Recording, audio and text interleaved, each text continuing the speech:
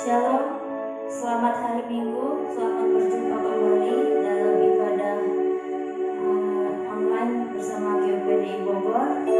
Saya percaya Bapak Ibu sekeluarga dalam keadaan sehat dan penuh sukacita.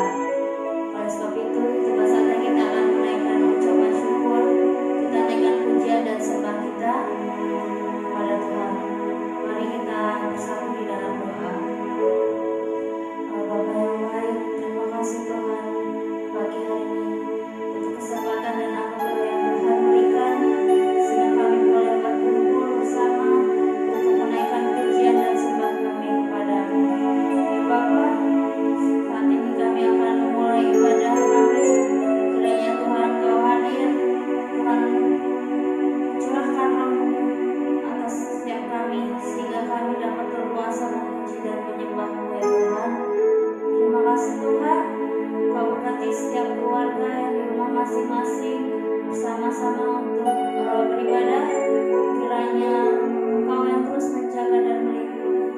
Terima kasih Tuhan, kami serahkan ibadah pada pagi hari ini hanya ke dalam tangan-Mu saja. Di dalam nama Tuhan Yesus, kami berdoa dan mengucap syukur. Haleluya, amin. Haleluya, terpujilah nama Tuhan. Pagi hari ini kita mau naikkan sembah dan syukur kita ke hadirat Tuhan. Kita mau hampiri tahtanya. Kita mau menyembah Dia lebih dalam lagi mengenal Tuhan. Haleluya. Mari kita sama-sama nyanyikan, jadikanku penyembah-Mu Tuhan.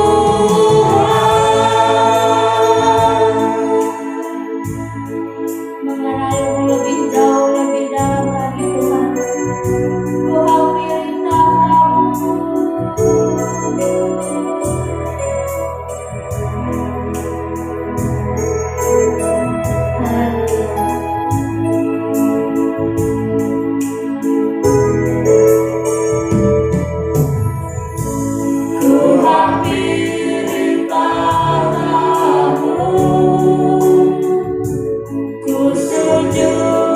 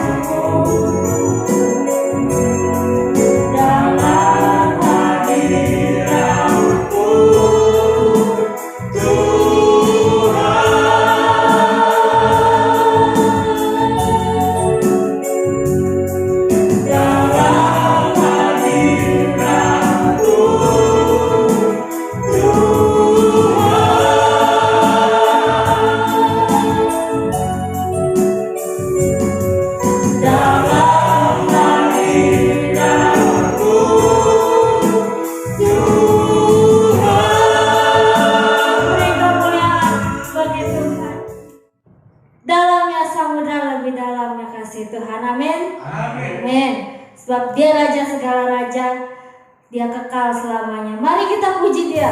Kita beri tepuk tangan. Kita bernyanyi yang mulia bagi Tuhan. Haleluya. Dalamnya samudra. Mari saudara kita bernyanyi bersama. Dalamnya samudra, lebih dalam kasih-Mu. Salib-Mu menembus hidupku. Tinggi cakrawala, lebih tinggi kuasa-Mu. Roh Kudus Kau tuntun hidupku. Kemuliaan-Mu ya Bapa, memerintah dan berkuasa.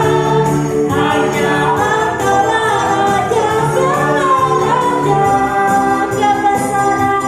Kebesaran-Mu ya Bapa, diagungkan selamanya. Karena Engkaulah Raja segala raja.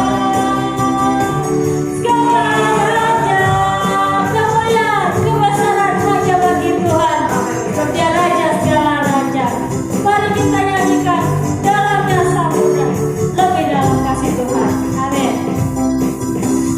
Dalamnya samudra, lebih dalam kasih-Mu. Salib-Mu menebus hidupku.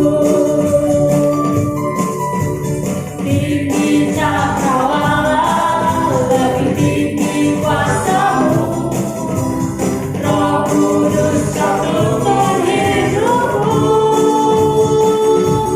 Kemuliaan-Mu ya Bapa, memerintah dan berkuasa.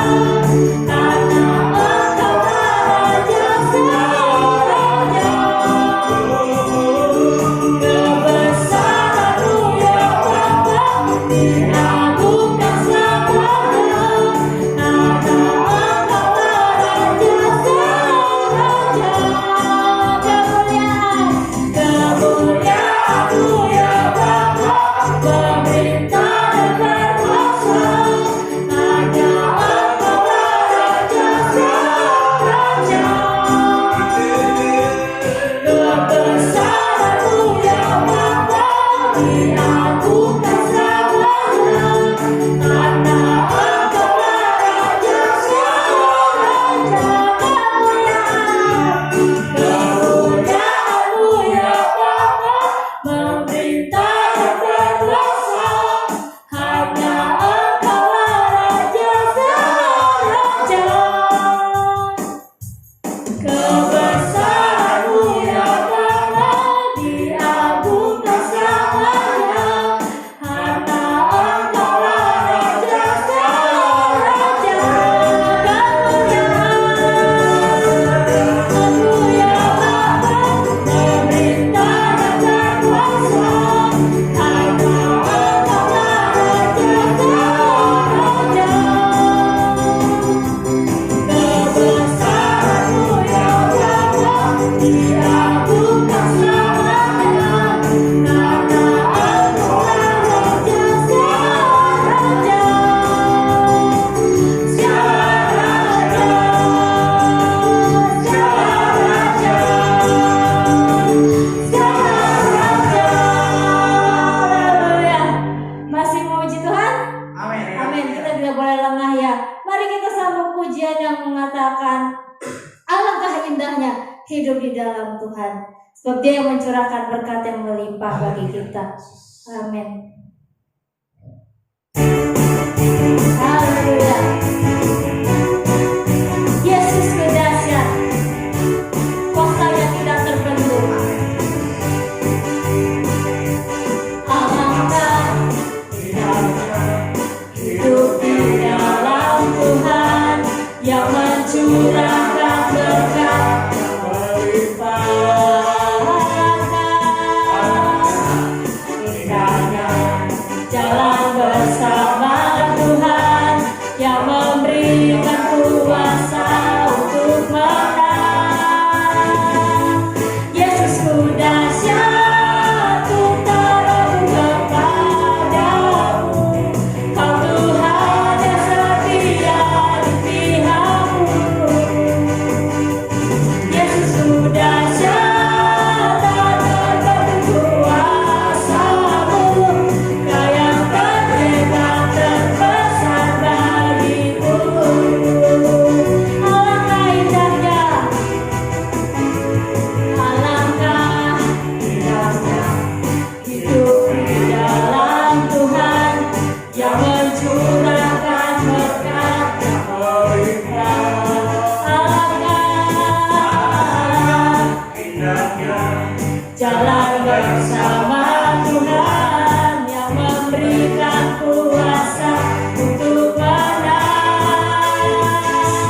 Yesus ku dahsyat, ku taruh kepadamu. Kau Tuhan yang setia di pihakku.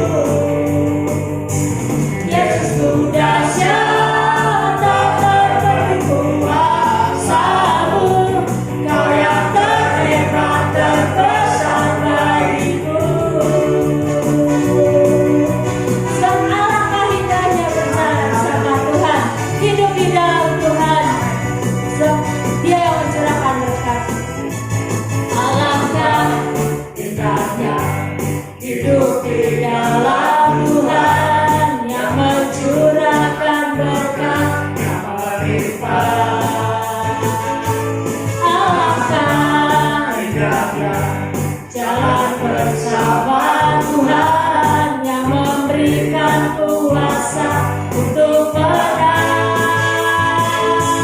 Yesus ku dahsyat, ku taruh kepadamu. Kau Tuhan yang setia di pihakku. Yesus ku dahsyat, tak terperih kuasamu. Kau yang terhebat, terbesar bagiku. Yesusku dahsyat, ku taruh kepadamu. Kau Tuhan yang setia di pihakku. Yesusku dahsyat, tak terperih kuasamu. Kau yang terhebat, terbesar bagiku. Kau yang terhebat, terbesar bagiku. Kau yang terhebat, kau yang terbesar, kau yang terhebat, terbesar bagiku. Yesusku dahsyat, haleluya. Sekalipun berjalan dalam lembah kekelaman, kita tidak perlu takut, sebab ada Allah, ada Tuhan yang bersama dengan kita. Kita tidak gentar, sebab Allah yang memukul kita. Haleluya, sebab Dia bersama kita, berjalan bersama dengan kita. Haleluya. Sekalipun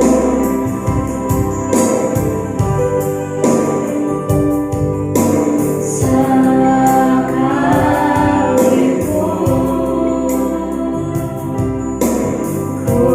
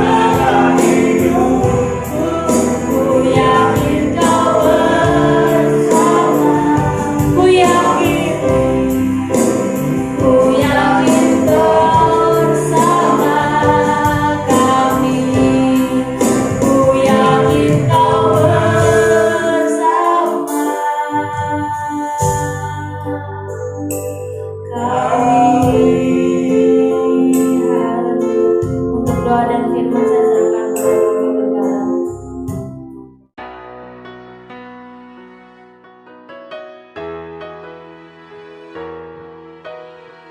Shalom Bapak Ibu, kita kembali bertemu dalam ibadah yang masih dilakukan secara online. Baik, kita berdoa terlebih dahulu sebelum saya panjang lebar untuk berbicara pada pagi hari ini. Sungguh kami bersyukur kalau hari ini kami masih bisa beribadah, sekalipun kami masih beribadah di rumah masing-masing. Tetapi tangan Tuhan tidak kurang panjang untuk menjamah kami. Mata Tuhan tetap akan melihat keadaan kami, dan kuasa kasih Tuhan menjangkau kami di rumah masing-masing. Oleh sebab itu kami buka hati kami untuk firman Tuhan. Dan saat kami meresponi firman Tuhan dengan benar, maka sesuatu terjadi dalam hidup kami. Di dalam nama Tuhan Yesus Kristus kami berdoa. Amin. Kita perlu bersyukur karena situasi keadaan di luar sudah mulai bisa diikuti, sekalipun tidak seleluasa seperti dulu. Yang namanya new normal atau transisi new normal, apapun lah istilahnya, itu yang membuat ruang gerak kita bisa dimulai lagi, sekalipun masih ada batas-batas yang tetap harus kita perhatikan.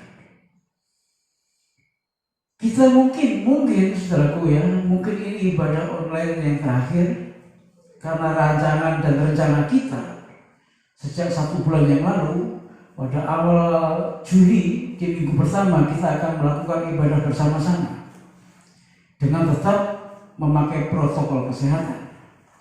Namun demikian itu masih rencana, saudaraku. Saya akan tetap pantau, jika Tuhan mengizinkan minggu depan kita akan beribadah bersama-sama. Tapi jika situasi masih belum begitu baik, maka semuanya bisa berubah. Di satu sisi saya bersyukur karena ibadah-ibadah sudah mulai bisa dibuka di gereja-gereja. Tapi di sisi yang lain secara pribadi, saya juga merasa prihatin, karena ada beberapa teman hamba Tuhan saya yang daya tahannya mulai benar-benar turun. Saya dapati 3 atau 4 hamba Tuhan yang sakit keras hari-hari ini. Saya tidak bicara karena corona, tidak. Tapi saya bicara karena daya tahan yang sudah 3 bulan lebih digempur, akhirnya mulai goyah juga. Saudaraku, sekalipun demikian, mari kita memandang ke depan dengan kacamata iman. Para ahli berbicara memang situasi seperti ini belum bisa diprediksi kapan akan pulih ekonomi, kapan akan pulih situasinya. Belum bisa diprediksi, saudara. Tapi mari kita lihat sekali lagi dengan kacamata iman kita ke depan seperti apa dan apa yang harus kita lakukan. Sebab kalau tidak, kita ini seperti memulai sesuatu yang baru semuanya. Apa yang dulu kita sudah bangun, apa yang dulu sudah kita rancang, tahu-tahu dalam 3 bulan belakangan ini semuanya menjadi goyah dan berubah.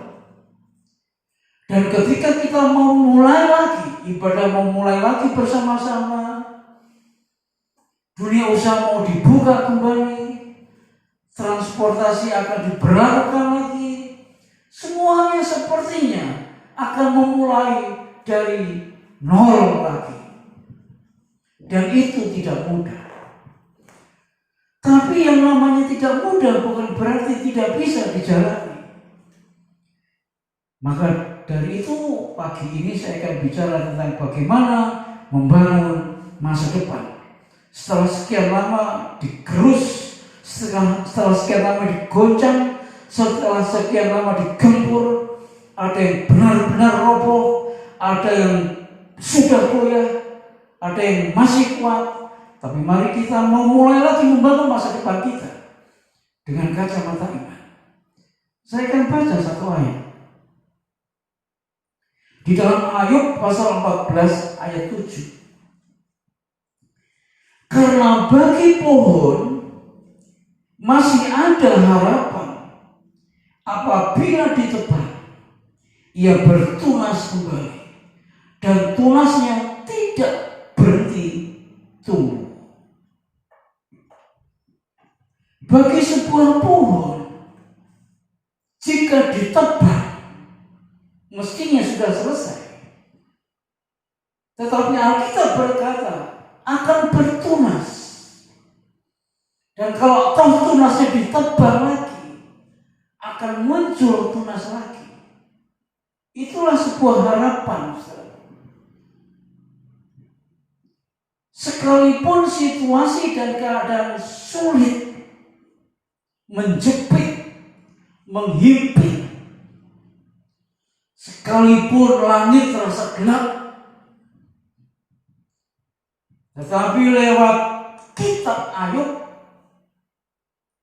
Ayub mengingatkan kepada kita, jika pohon ditebang masih muncul tunas, tidak akan mati, masih ada kehidupan. Seberat apapun di depan kita yang harus kita jalani, yang pertama yang harus kita lakukan adalah jangan hilang harapan. Jangan hilang harapan. Kalau harapan itu sudah mulai hilang, harapan untuk hidup ke depan lebih baik, harapan untuk memulai lagi dengan lebih baik, maka kita tidak akan punya kekuatan lagi untuk menjalani hari-hari kita.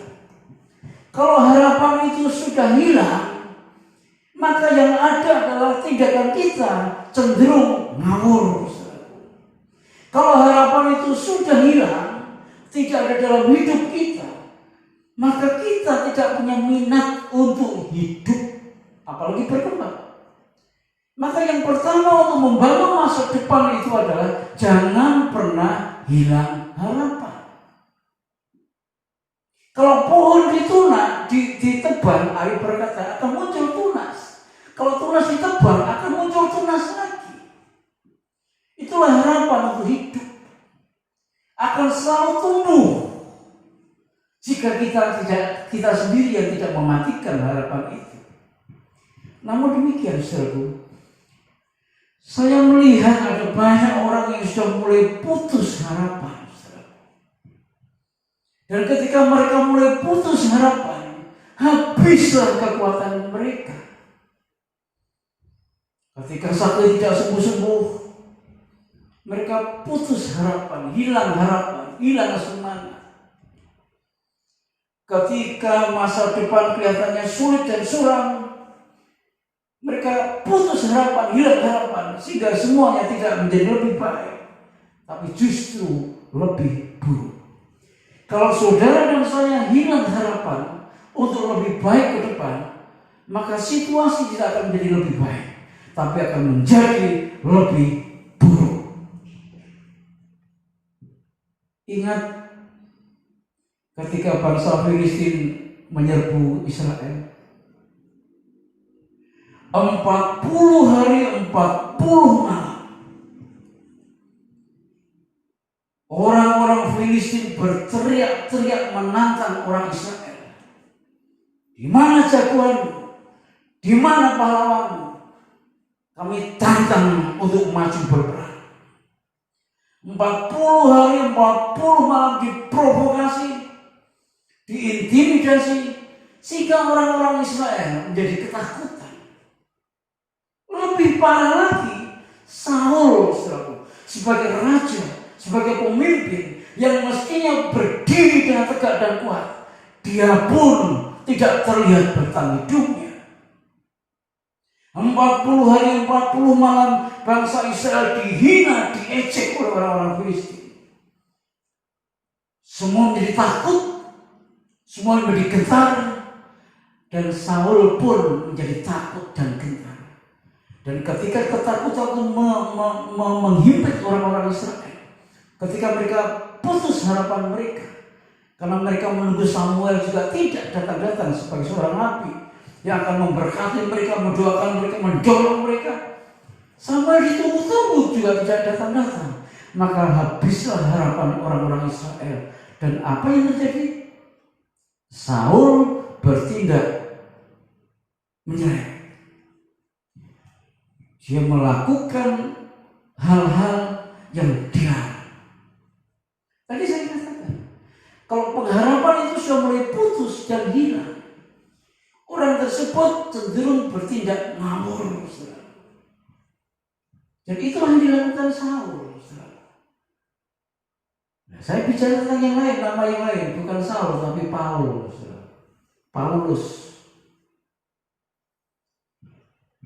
Di dalam Kisah Rasul pasal 27 ayat 22, dalam perjalanan menuju Roma sebagai seorang tawanan, Paulus dikawal oleh para perwira untuk naik kapal. Di tengah perjalanan kapal itu dilanda angin topan. Semua yang ada di dalam kapal ketakutan. 3 hari 3 malam kapal diombang-ambingkan oleh angin badai. Muatan yang ada dalam kapal mulai diturunkan dan dibuang ke laut. Tetapi itu tidak menolong mereka. Mereka tidak makan, mereka kehausan. Dan bukan saja itu, masalah yang mereka hadapi adalah mereka atau kapal mereka kehilangan arah. Karena badai yang besar mengombang-ambingkan kapal itu. Di luar itu, begitu tajamnya karang dan dataran yang siap menghancurkan kapal itu. Sehingga tidak salah kalau mereka takut. Wajar kalau mereka gentar. Di tengah laut kapal diombang-ambingkan angin badai selama 3 hari 3 malam. Saudara bisa bayangkan. Dan apalagi kalau saudara pernah mengalami betapa menakutkannya di tengah laut dihantam badai. Saya pernah mengalami, makanya saya bisa bicara seperti ini. Ini 3 hari 3 malam Paulus diombang-ambingkan oleh angin badai di dalam kapal untuk menuju Roma sebagai seorang tawanan. Ketika saya berangkat ke Nias,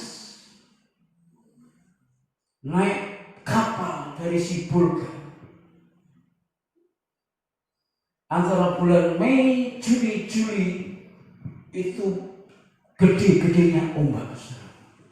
Saya berangkat sendiri dalam tugas meresmikan sebuah gereja di Nias.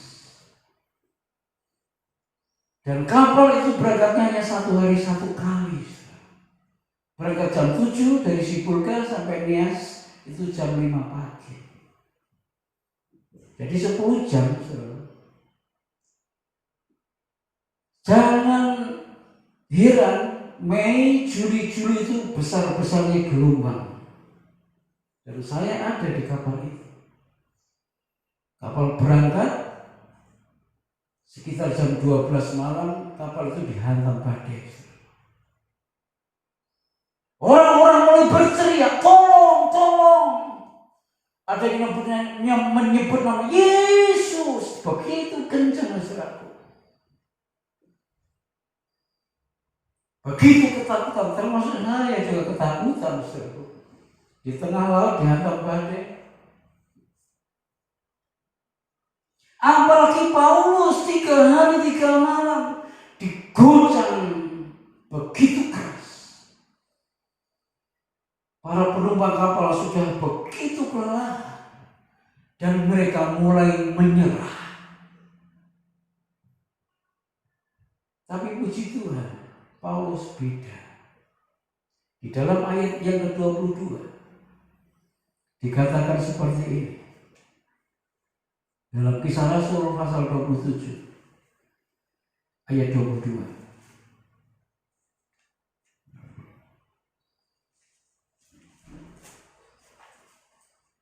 Ya. Tetapi sekarang juga dalam kesukaran ini aku menasihatkan kamu supaya kamu tetap bertabah hati. Saya garis bawah ini kata bertabah hati. Kata bertabah hati itu muncul saat Paulus dan orang-orang yang di kapal sedang dihantam badai. Sebab tidak seorang pun di antara kamu yang akan binasa kecuali kapal ini. Semua takut, semua hilang harapan, semua habis harapan. Hanya Paulus yang berkata, tabahkan hatimu, karena tidak ada satu pun di antara kami yang akan binasa kecuali kapal ini. Orang yang tidak habis pengharapannya, dia akan memberikan kekuatan buat orang yang lain. Sudah bisa bayangkan kalau seandainya Paulus pun habis harapannya, maka habislah seluruh penumpang kapal. Jadi saya mau katakan sekali lagi, untuk membangun masa depan, yang pertama yang harus kita tanamkan dalam hati dan hidup kita, yang harus kita pegang adalah jangan pernah habis harapan. Jangan pernah putus harapan. Sesulit apapun hidup ini, seberat apapun hidup di depan, tapi jangan pernah habis harapan. Ketika saudara tidak habis harapan, ketika saudara masih tetap kuat berharap hanya kepada Tuhan, maka Tuhan buka jalan, Tuhan turun tangan. Jangan pernah habis harapan. Itu yang pertama. Adakah di antara saudara yang sudah mulai putus asa hari-hari ini? Melihat kondisi yang seperti sekarang ini. Firman Tuhan berkata, tetap tabahkan hati. Hanya kapal ini saja yang akan binasa, tidak buat kalian semuanya, kata Paulus. Jaga supaya harapan itu tidak mati dan tidak hilang. Yang kedua, bangun keahlian. Bangun keahlian. Pengkhotbah pasal 10 ayat 10. Saya akan bacakan buat saudara Pengkhotbah pasal 10 ayat 10 dikatakan seperti ini. Sebuah nasihat yang sederhana dari Salomo. Pengkhotbah pasal 10 ayat 10.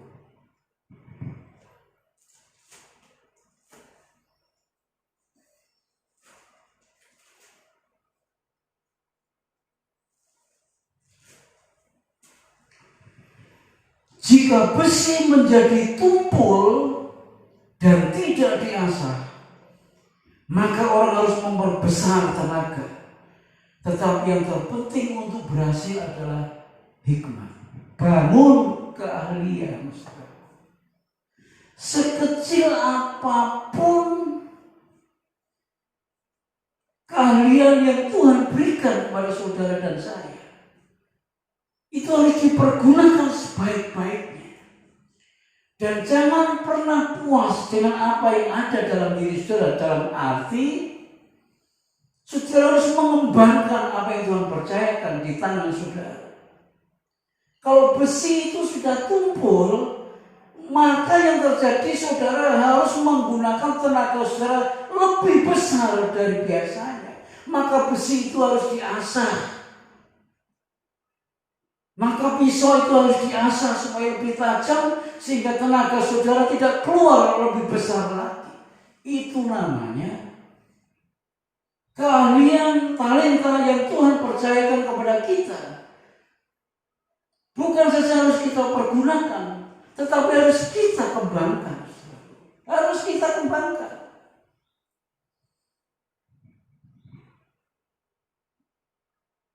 Jangan pernah saudara berkata, gini aja sudah hidup, bisa hidup. Nggak sekolah tinggi-tinggi juga bisa bekerja. Betul. Tetapi apakah saudara mau hidup saudara seperti itu saja? Sementara di luar mereka berlomba-lomba untuk mengasah kemampuan mereka, berlomba-lomba untuk meningkatkan keahlian mereka. Kalau saudara puas dengan apa yang saudara ada dalam diri saudara hari ini, saudara akan tertinggal jauh. Saudara akan ditinggal, bukannya tertinggal, saudara akan ditinggal. Oleh sebab itu, apa itu yang percayakan dalam hidup saudara? Keahlian apa? Kemampuan apa? Itu harus ditingkatkan. Tidak ada kata terlambat untuk belajar. Dan tidak ada kata saya sudah umur sehingga saya tidak perlu belajar. Tidak ada. Saudara harus belajar, meningkatkan kemampuan yang Tuhan percayakan kepada saudara. Sebab kalau tidak, saudara tertinggal atau saudara ditinggal.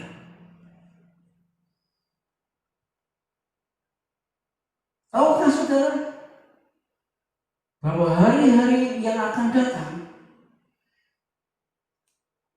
setiap orang berlomba untuk meningkatkan kemampuan mereka supaya mereka bisa hidup lebih baik.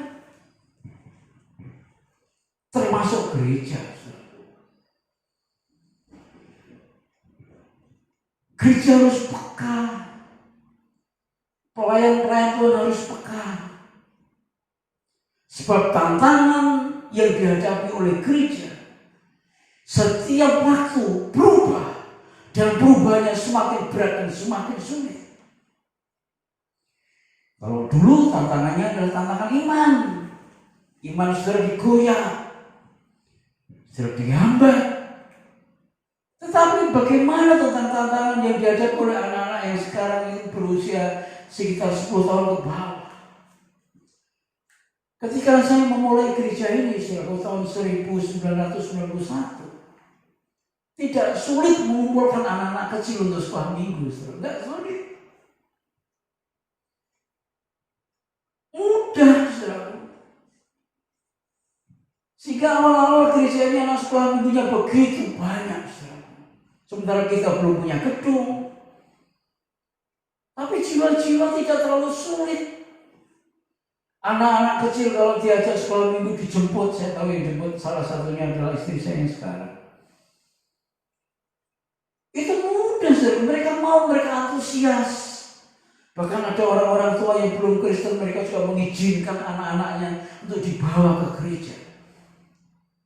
Tapi perhatikan sekarang, saudara. Begitu sulitnya anak-anak kecil untuk dibawa ke sekolah minggu. Ini tantangan, saudara. Yang tidak kita dapatkan 10 atau 15 tahun yang lalu, enggak. Maka gereja juga harus berbenah diri. Kalau enggak mau tertinggal, gereja akan ditinggal. Khotbah-khotbahnya juga harus khotbah-khotbah yang menghidupkan, bukannya sekedar khotbah, apal ayat, apal sejarah Alkitab. Khotbah-khotbah yang diberikan adalah khotbah-khotbah yang segar, memberikan semangat yang baru, yang menghidupkan yang mati rohaninya. Sehingga setiap pelayan Tuhan juga harus berbenah. Selain mengandalkan Tuhan, juga kemampuannya harus terus diasah. Bagaimana tentang saudara yang bekerja? Sama, saudara. Saudara tidak boleh berhenti. Saudara harus berinovasi. Karena saingannya akan semakin ketat dan semakin berat. Kalau saudara berjualan, mungkin ke depan ada barang-barang yang saudara jual persis sama harganya jauh lebih murah. Mau apa kita? Maka kita harus peka. Bangun keahlian.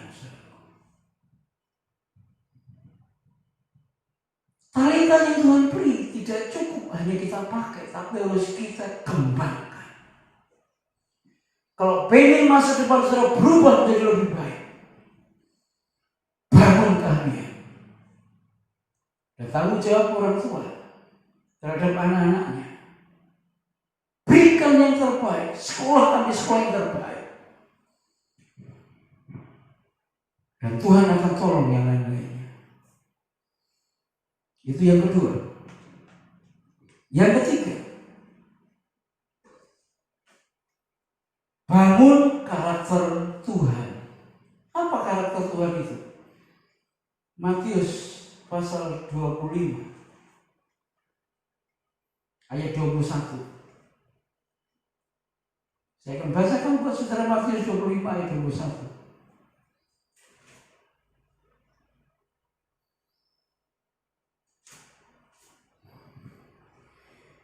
Maka kata tuannya itu kepadanya, baik sekali perbuatanmu itu, hai hambaku yang baik dan setia. Engkau telah setia dalam perkara kecil, aku akan memberikan kepadamu tanggung jawab dalam perkara yang besar. Masuklah dan turutlah dalam kebahagiaan Tuhanmu. Sekali lagi ini tentang bicara tentang talenta. Ukuran atau standar kebahagiaan yang Tuhan taruh, yang Tuhan pakai adalah setia. Baca ayat ini pelan-pelan. Kalau standar kebahagiaan dunia adalah berapa banyak yang kita raih, maka itu akan mempengaruhi kebahagiaan saudara. Ya, saya tidak menyangkal itu. Karena dunia ukurannya seperti itu. Kalau nggak punya apa-apa, bagaimana bisa bahagia? Ya kan? Saya tidak menyangkal. Dunia ukurannya seperti itu. Semakin saudara dapat banyak, rasa tenang, rasa bahagia dimungkinkan diterima, muncul dan ada dalam orang tersebut. Tapi semakin tidak punya apa-apa, kebahagiaan itu hanya mimpi buat orang-orang seperti itu. Tapi bagi Tuhan enggak. Bagi Tuhan, orang-orang yang setia, itulah orang-orang yang berbahagia. Oleh sebab itu Tuhan berkata, masuklah dalam kebahagiaan Tuhanmu. Tuhanmu berbahagia, Tuhan berbahagia kalau saudara dan saya setia. Ini nyangkut khotbah saya minggu kemarin. Tetaplah setia. Saudaraku, saya tidak meminta saudara memilih dapat banyak, itu ukuran dunia, atau memilih setia, nggak dapat banyak. Saya nggak minta saudara memilih itu. Yang saya mau lewat firman Tuhan ini, setia dalam perkara-perkara yang kecil, itu karakter setia. Tuhan punya karakter setia, maka Yesus setia sampai mati.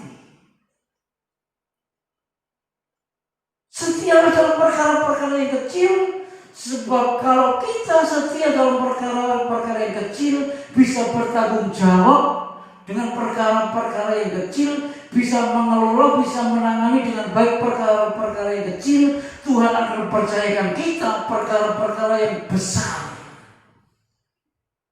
Perkara di sini bukan artinya masalah, bukan, tapi kepercayaan. Kalau saudara bisa dipercaya dengan perkara-perkara yang kecil, saudara bisa dipercaya juga lebih besar lagi.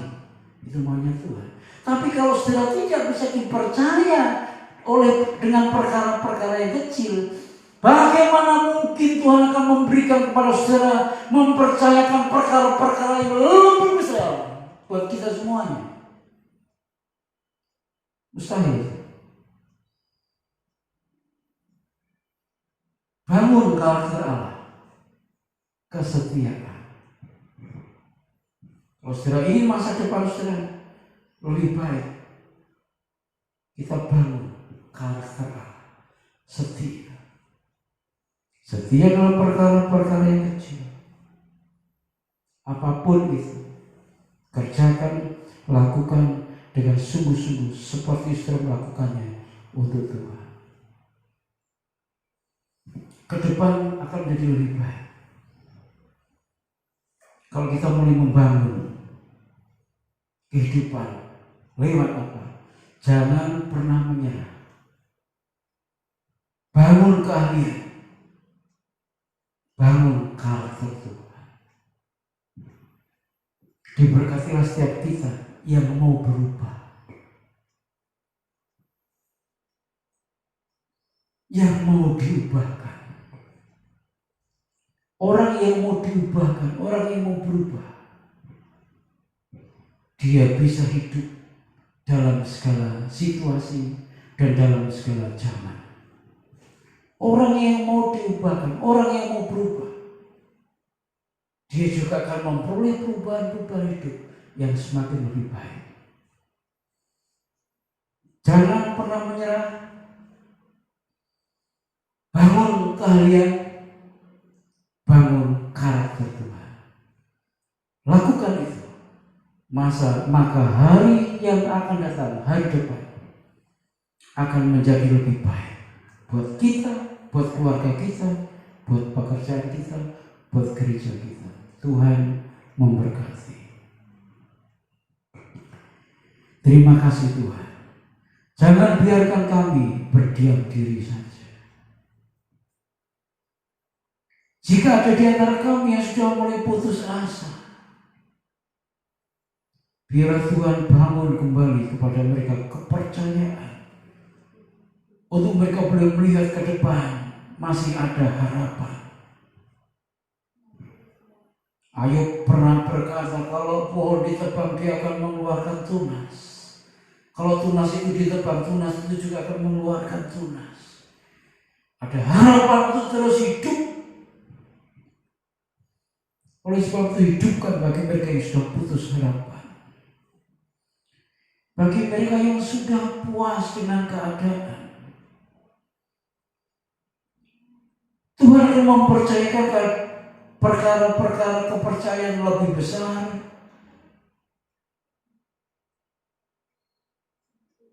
Tetapi Tuhan juga minta supaya kemampuan kami diasah dan diperbaiki.